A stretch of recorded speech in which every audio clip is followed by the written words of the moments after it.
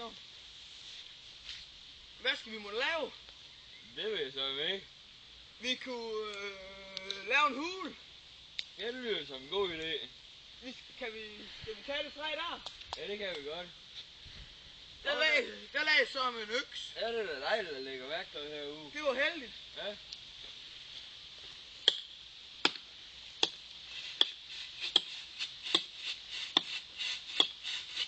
Det her, det bliver taget til hulen. Ja, det her, det bliver sgu en god sokkel.